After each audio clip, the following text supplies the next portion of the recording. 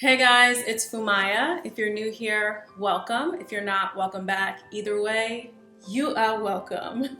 So a while back, I had this post on Instagram that you all loved, and someone commented down below and asked if I could do a video on non-sexual intimacy, and I thought that idea was genius. A lot of people think that sex is the only way to create or maintain intimacy between you and your significant other, and I strongly disagree. I feel like there are a lot of other ways to forge and maintain that intimacy. And I think these tips are actually even more effective because they lend themselves to building a genuine connection. Just a caveat, as a woman, these are tips sort of geared towards women for how to build intimacy with their man. I think it will be helpful for everyone, but just letting you know if you see that it leans a certain way. Another thing I want to just say is these tips are for a situation in which you and your man are sort of on the same page about things. He likes you, you like him, you're building. I do not recommend implementing these tips in a situation where things are a little bit more gray or you don't know where he stands, because that's just going to open you up to be more vulnerable. And I don't think that that's a good idea to do so early on without any sort of, like I said, mutual understanding between you. So now that we've got all that out of the way, let's go on to these tips. In my experience, I think that men tend to be a little bit more physically affectionate than women are. So you can expect like fleeting touches from him every now and then. Maybe hold your hand, touch your arm, touch your back. As a woman, if you are not very comfortable with physical touch, there are a lot of different ways that you can sort of break the touch barrier without going out of your comfort zone. Link arms when you guys are walking down the street. But if you don't feel comfortable initiating that touch, which is completely understandable, I would say just be receptive. Again, for people who are practicing abstinence, you want to make it so that it's something that you could do in public, if that makes sense. So don't get too frisky. And then for ways to show engagement and enthusiasm without touch, try to stay really engaged, especially if you know he's talking about something and he gets really passionate and excited. Show that you enjoy seeing him show that passion and show that you're really interested in what he has to say.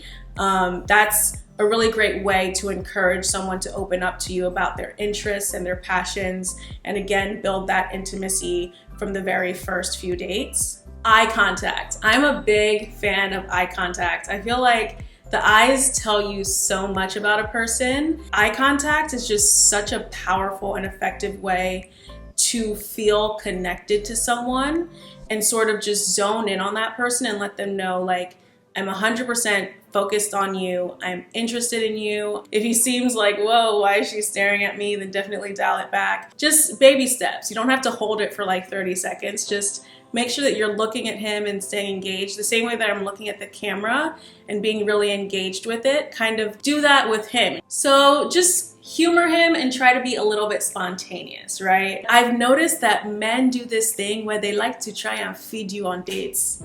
Why are you ordering desserts? Why are you ordering bread? Because why? The figure 8 that's attracted you. You now want to come and scatter it for me. Abby, it won't work for you. But on a serious note, like, just try to be a little spontaneous. If he wants you to try some dessert, try some dessert. If he wants to try something on a date that you've never done before, like maybe he wants to go ice skating or rollerblading, don't be too worried about, oh, I don't want to mess up. I don't want to look stupid. Have fun, let loose. It's really great to sort of know that the person that you're with kind of trusts you enough to let loose and be a little bit more spontaneous and try things that they wouldn't normally do. So new experiences bond people together. That's a great way to build intimacy and let him know, like, hey, like, I'm open to what you've planned and I kind of trust your judgment and I'm excited to spend this time with you. Inside jokes. So if you see something funny, like let's say you're at a restaurant or you're at a lounge or you're at a park and you see something funny, share it with him. Nudge him, whisper something, Sharing a little bit of banter and inside joke and playfulness is a great way to forge that intimacy between you guys, because that's how you build a friendship. And everyone knows that the best foundation for a healthy relationship is a great friendship. So be open to sort of showing your goofy side, showing your sense of humor. and building those inside jokes early on. Also, if you're a meme junkie like me, I love memes. Literally, I process maybe like 100 memes a day. If you like memes and you see one that he'll think is funny, go ahead and send it. I don't think that's, creepy. Again, we're talking about someone who likes you and you like them. Share those inside jokes, show your sense of humor. And as soon as you start to see that connection, let loose a little bit and show your goofy side. Okay, so this is a hard one. Vulnerability. You have to be vulnerable. You have to be yourself. And this is probably one of the more challenging things on this list. I get it. It's not easy, especially if you're someone who's been single for a while, or you're someone who doesn't date often, or if you're just someone who's kind of reserved and introverted. I know that this can be a hurdle, but I do think it's a huge step to take. So be yourself. Don't try to put on a face. Being yourself is one of the most vulnerable things you can do. If you're a goofball, show it. Let him see that so he knows what to expect.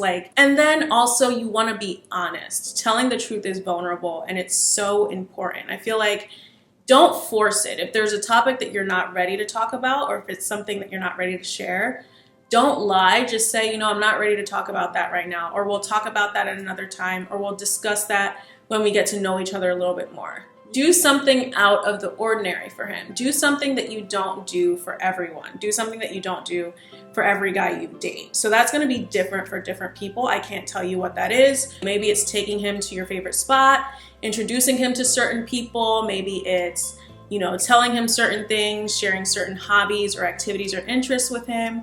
Whatever it is, doing that will create an intimacy, not just for him, but it will also help you feel closer to him. There's nothing more intimate and personal than your relationship with God.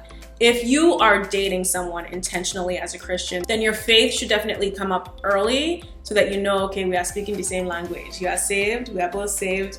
Praise God, thank God. But there are things about faith that are a little bit more intimate, like praying together, or going to church together, or doing devotional together. These are things that are a little bit more special and things you might not do with every guy that you date or every guy that you see. So sharing this with him sort of sets that foundation for a healthy long-term relationship and marriage down the line. Because when you do get married, you're gonna have to pray together. You're gonna have to, war in the spirit together. You're gonna have to do devotional together, and you're going to have to pass that on to your kids. So doing that from the dating stages, not only will it build intimacy between the two of you on a spiritual level, but it will sort of build that foundation for you when you do start a family, so that you know that you're on the same page and you get used to sharing your faith with someone. Because again, I do believe that marriage is a spiritual union as well. So if you see a verse that you really like, send it to him. Say, what does this verse say to you? If there's a devotional that you've really been enjoying, send it to him. Say, here, I loved this plan. You should check it out. Whatever it is, little aspects of your faith, go to church together, visit churches together, see what sort of fits for the two of you. Share your faith and be open about it. And like I said, it's just a really healthy foundation to set in your relationship.